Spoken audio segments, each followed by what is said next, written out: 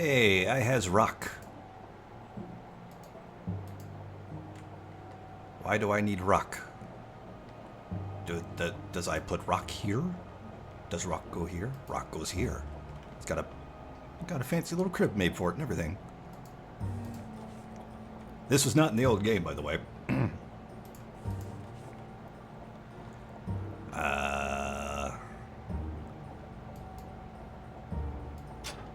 Oh, what?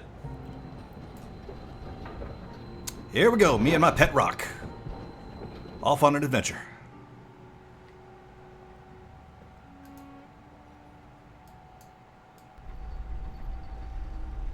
Oh no.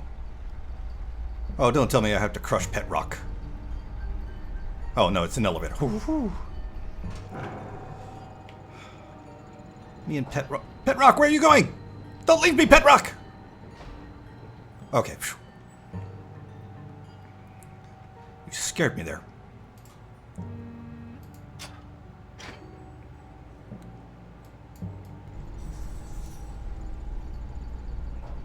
Pet Rock, best new character in the Mist universe, hands down.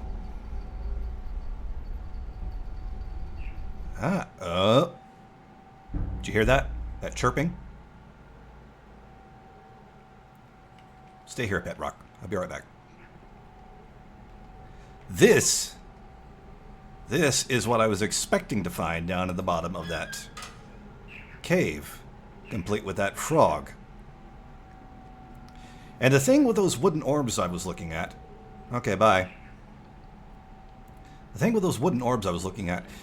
I mentioned how they had an eye on one side and a Gehn number on the other side, and when you touch it, it would switch from the eye to the number briefly. But when you did that, it would also make the noise of a certain animal. And the very first one I was looking for, when we first used the maglev to get to Jungle Island... by that cave entrance I said was supposed to look like a frog, it would have made the noise of that frog, and all of that would have clued you in to linking that particular number with that particular animal. And there were a bunch of orbs and numbers and symbols that you were supposed to link together for a particular puzzle later in the game. But of course, all that's thrown out the window. It seems to be still in the game in a form, at the very least, with those altars and the silhouettes that we've been seeing, but still. Now you know what was throwing me off. Alright, so this thing right here... You remember that wrecked apparatus outside that I saw, that I said I remember being in the middle of this office? That's where it was supposed to be. And this thing, I don't know what it does. Maybe it's got something to do with my pet rock over here.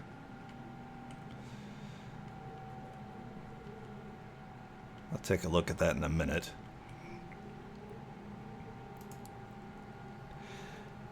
Last week, one of my acolytes caught a rebel sniffing around the cemetery totem in the jungle.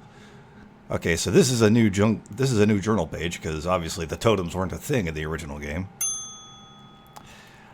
In keeping with the... Good God, Gehn, you need to work on your handwriting. The general ineptitude of my men, the dog was allowed to escape, but at least the fool had the presence of mind to bring me the object in question. It is a primitive eyepiece into which one of the native numbers has been set. Given the fact that their cursed numeric system requires you to know which way a symbol has been rotated in order to read it, however, there is no way to make sense of it. It is probably an overestimation of the Moiete's intelligence to suspect that there may be some greater meaning behind it, but tomorrow I shall send a surveyor out to inspect the other totems just to be safe.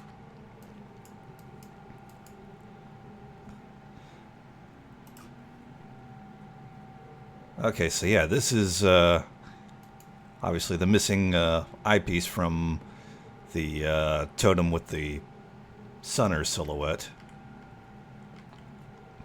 And yeah, this obviously is, like I said, a new journal page, because in the old game, this would have been one of those wooden eye orbs.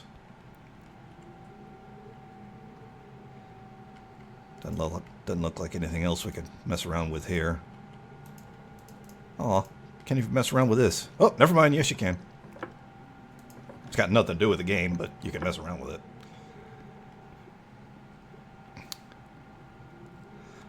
That's Gehn's journal, which I was looking forward to reading, but if that's anything to go by, I don't know if I can read it.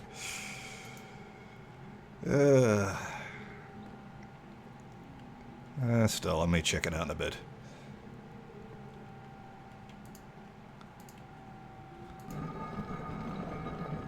What does he got going on here? Oh, is that where my rock... Oh, I bet it is. That's a sort of spherical shape now that I look at it.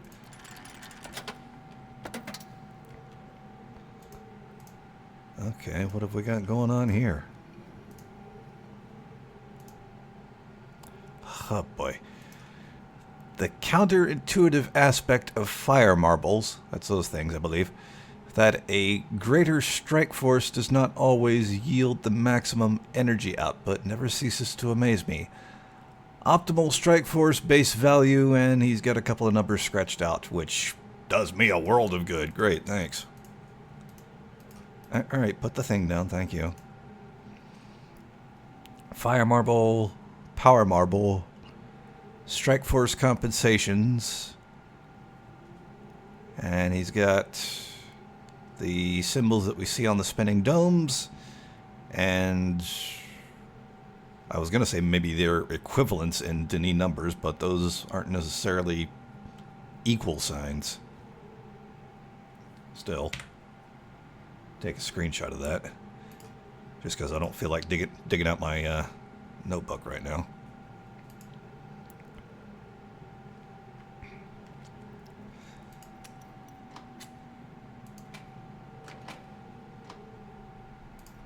Okay.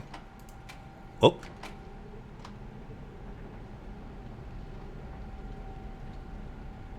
Oh, hello. There's a thing already in here. Oh, is that what Pet Rock's going to do? We're going to turn that into a fire marble. Okay, cool.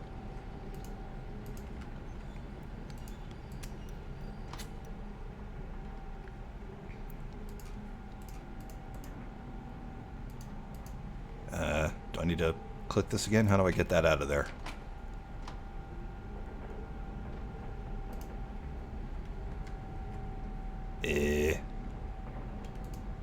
I are confused.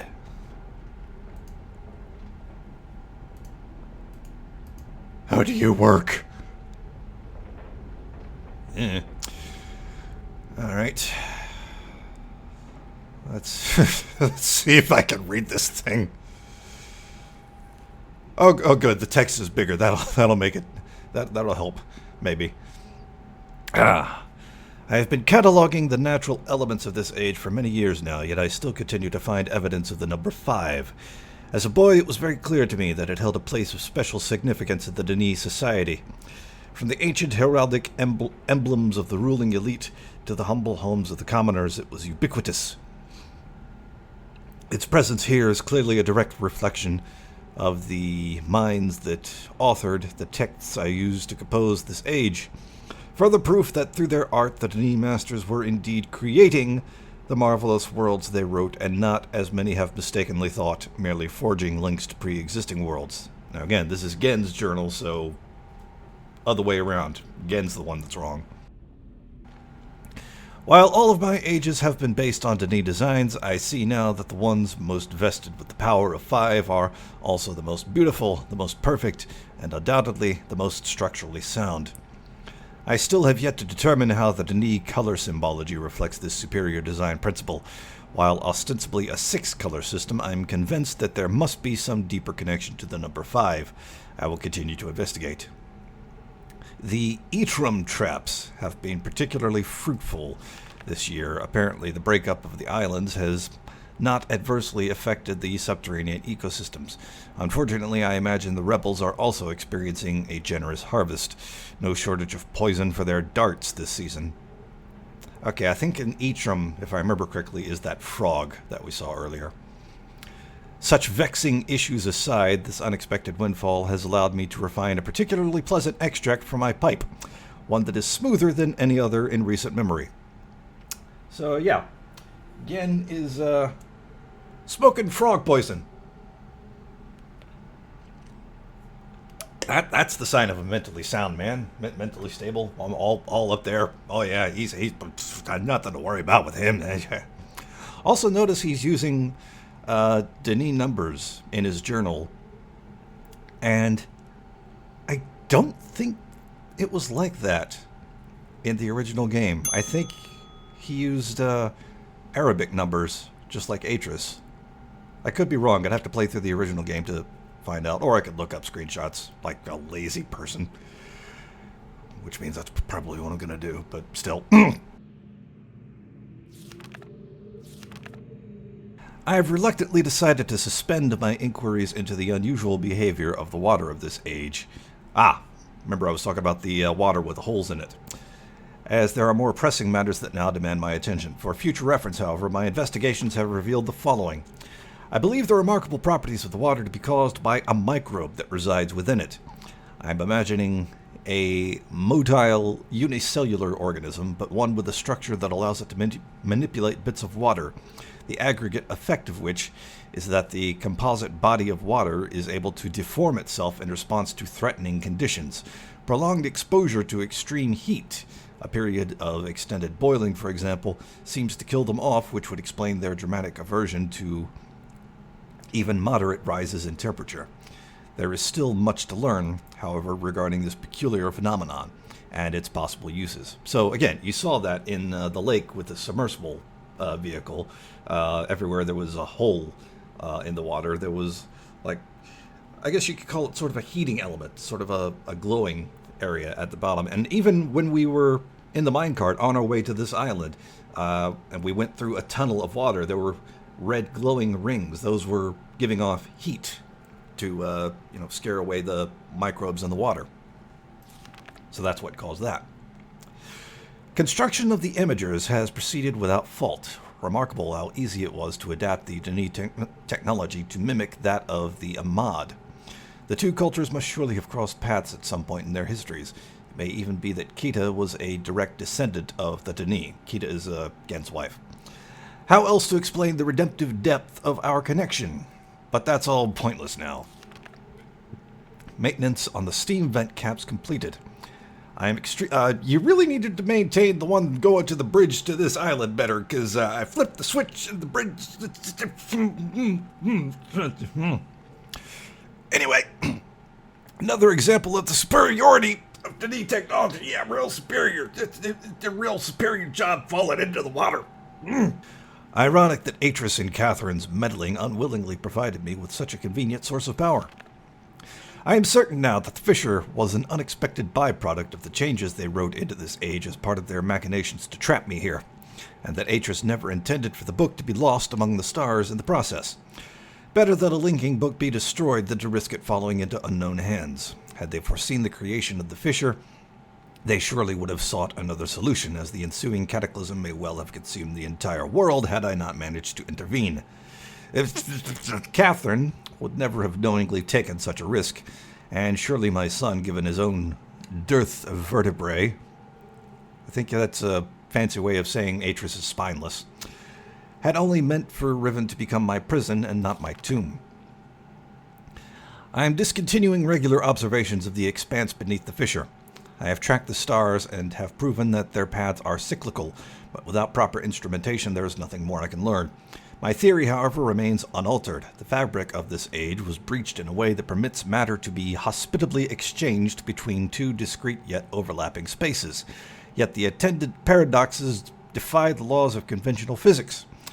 The great column of wind that formed when the rift first appeared suggests a vacuum, as one might expect in space, yet my early experiments seem to confirm the presence of a breathable atmosphere. That Atris momentarily threw himself into the void is further evidence that it might possibly be safe to venture into, but without knowing its true nature, I simply cannot take the risk. It is also difficult to say what would happen if I were to reopen the fissure now, but it is highly probable that the results would be disastrous. Interesting. My hopes have been dashed again. The latest ink formulation has proven to be yet another in a long list of failures. Frustrating to expend so much effort constructing a linking book only to end up destroying it when it refuses to function. Too often has this lab grown uncomfortably warm by the flames of these never-ending disappointments. Without my reference library back at Denis, a properly orthodox linking book may simply be beyond my means. But I simply cannot burn another book. There must be another way. Pens of Fate! Late last night, while pondering the interminable setbacks, I went to light my pipe. The fire marble got away from me, however, and rolled across the gateway image of the book before me. The consequence of this had not been repeatable. If the consequence of this had not been repeatable, I would not have believed my eyes, as the marble left a faint yet definitive trail of increased clarity in its wake. The change did not last long, but it was unmistakable. If I could find a way to boost the energy output of my fire marbles, it might be possible to suppress the variance enough to facilitate a stable link. But how? This might be a new entry? Because I don't remember references to fire marbles rolling across gateway images in the old game. Which again, that might tie back to what we have to do with Pet Rock. A spatial anomaly occurred yesterday, about 5 spans above the north shore of Temple Island. Not necessarily on Temple Island, but I think we have seen one before on Jungle Island. Which, again, yes, this is the journal has new entries. That confirms it. A breach of stars seemingly identical to the one beneath the fissure.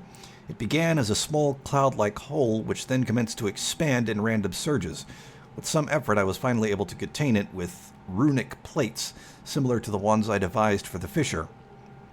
I believe it will hold, but the appearance of a new rift is troubling, and yet it has also left me with the most uncanny feeling that something fundamental has shifted in my favor. I believe it may be time to give this inexplicable mystery a second look. Okay, so I wonder if we're going to have to do something with the one we actually found on Jungle Island. I have erected a small dome, a pressurized airlock mounted upon the contained breach. This has allowed me to safely conduct tentative forays into the expanse without subjecting Riven to further invasion and the destruction that would certainly attend it. It is a bafflingly improbable space, yet surprisingly more accommodating than my initial observations had led me to believe. Breathing is indeed possible within it, yet I cannot say that it is respiration as I am used to it. Rather, as nonsensical as this is going to sound, it feels at times as if the expanse was breathing me, and in the process imbuing me with a sense of endless possibility. Maybe cut down on the poisonous frog tobacco. At last, the breakthrough I was hoping for. After my first full day of experiments in the expanse, I was astonished to discover that the fire marbles in my coat pocket had come to fluoresce. A quick strike test confirmed that their energy levels had increased significantly, and their change has lasted longer than I would have thought possible. It is in a clear act of divine providence, the expanse has given me the final piece of the puzzle, an apparently boundless energy source that should be more than sufficient to rectify my linking books. But I must work quickly. 2 more breaches have occurred in the interim, each one more aggressive and difficult to contain than the last. Time, I fear, is running out. The breach is now number 5, a sure sign that I am on the right path. I have connected the domes on each of them via a nexus of pathways within the expanse, which will also serve as an inter-island shortcut as I continue my work on my enhanced fire marble complex. I've connected the domes on each of them. Okay, interesting. Because in the old game, I won't say to where, but the domes each had a linking book in them. And once you were able to stop the domes on the right symbol, you could open them and eventually get access to the books. So does that mean the books aren't going to be in the domes now? And we're actually going to find more rifts like we found on Jungle Island? Guess we'll have to see. The loss of 2 more men yesterday has made it clear that the full spectrum of energy is too great for even my finest fire marbles to contain. So I've decided to break it up into 5 discrete frequency ranges, which will later be recombined for application to the book. I have installed 5 charging stations within the expanse, each one calibrated to imbue a blank fire marble with a separate band of the total energy needed. A pneumatic tube system will then convey the charged marbles to the great gold dome on Riven for a recombination. Freedom is nearly within my grasp. It's too bad it's locked behind the fire marble puzzle. The problem of how to return to Riven has been settled. Riven has proven his usefulness over the years, at times nearly rivaling my own engineering prowess. He and his team will have the honor of being the first to link to the new age, bringing with them the necessary materials to build a vastly simplified version of the book apparatus, which I have personally designed. If they do not return within a reasonable amount of time, I will revise my design and send additional men until they get it right. Should they founder, however, I am prepared to sacrifice every last man on Riven to continue the effort. This cannot fail. At long last, a viable loop has been established. After an eternity of toil and sacrifice and an unconscionable preemption of the ages I might have fathered, I have finally linked to a new age. That one. It is a bleak and barren world, perfectly suited for my purposes. By closely comparing the real with the written, I believe I will soon be able to create a more appropriate age from which to relaunch my mission. For now, however, I will move my office and living quarters there so that I may safely continue my endeavors without distraction. Although it is but a stepping stone, that, which I think, I don't know, I could be wrong. I was going to say in the old game that equated to 233, but I don't think that right number equals 3. Actually, no, let me just find where I noted the numbers down.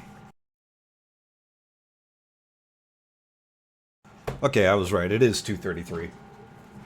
Because the number on the right is an 8. But the number on the left, which is in the 25s place, meaning you've got to multiply it by 9, or multiply it by 25, is a 9. 9 times 25 is 225, plus 8, that's 233. Today numbers are fun, aren't they?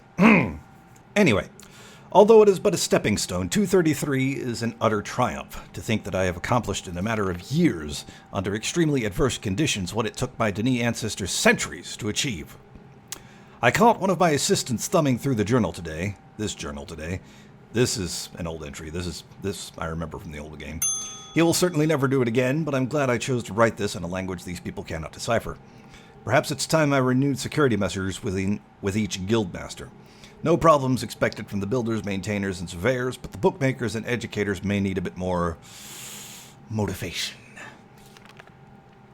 More reports of spirit sightings. It seems that under Catherine's leadership, the rebels, or Black Moieti, as the villagers stubbornly insist on referring to them, have attained a new level of sophistication in their terror tactics, renewing their campaign to intimidate the weak-minded into joining them by preying upon their cultural superstitions. I suppose I should be concerned by this, but it strikes me as almost laughable. If the rebels wish to dilute their ranks with dimwits, then who am I to stop them? Chemical analysis of one of the rebel knives has yielded curious results. The metal contains elements that are unlike anything I've encountered on the islands. It appears the rebels have access to a resource that I am unaware of, perhaps a mine on an uncharted island. Most of these knives have been found on the south side of the village, the same region that reports of people mysteriously disappearing have emanated from. I think a closer inspection of the area is warranted. The fact that the rebels deliberately leave these distinctive knives as a sign of their presence is concerning. They're growing bolder, as if they no longer fear discovery of their hideout. Recent measurements indicate that the movement of the islands have slowed dramatically. My previous estimates predicted a total collapse in approximately 3 months, but with the new figures I am no longer certain. I have nearly finished writing the... I don't know. Oh, that's another 9, so that would probably be 234th age, and have every confidence it will be a safe place to relocate to. But it would still be useful to know what has caused the sudden halt in Riven's breakup. Is it possible that the age is stable after all? If so, I must discover how it differs from 233, which has already shown troubling signs of decay, though further tests are needed. And yet, There is something about this that gives me pause. Could it be that someone is attempting to repair the damage to the Fifth Age at its source? Oh, you don't use Denis numbers for that one? I cannot help but think that the hand of Atris is behind this somehow. And that's it. Okay. Oh, I didn't see this. Looks like a trash can.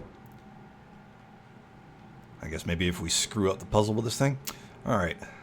Speaking of, I guess let's see if we can figure out what to do with this thing. Okay. And damn. Saul's made quick work. Alrighty. I got an orb of the Nestine consciousness. Nice. Is floating. Neat. Okay, what have we got here? Okay. I guess we don't do that just yet.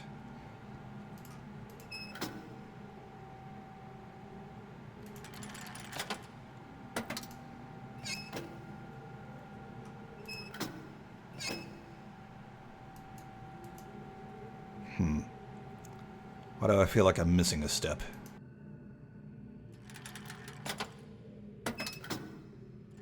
I don't know. I'm good. Oh, oh, okay. I didn't see the slider here.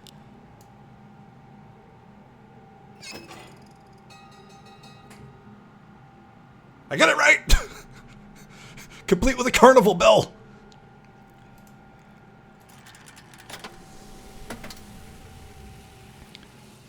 Okay.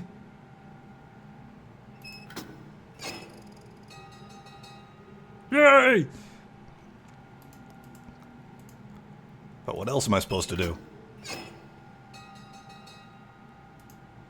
Who's ringing bells?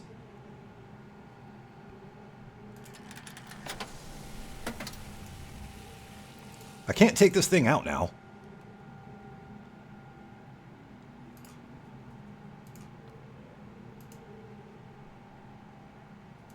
Do I need to put one of these things in here? What do you want from me, game?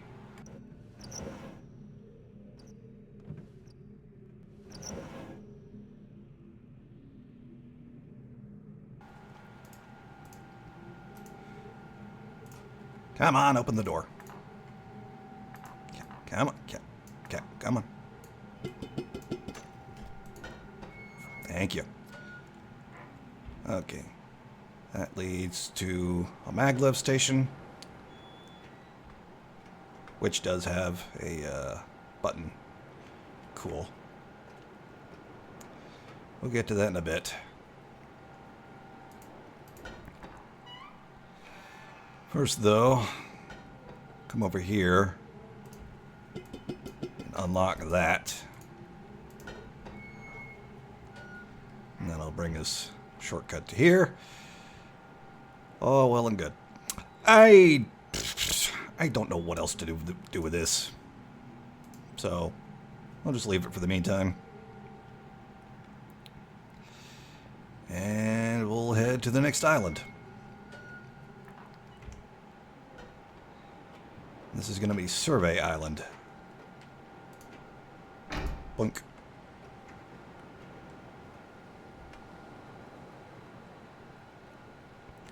Here she comes.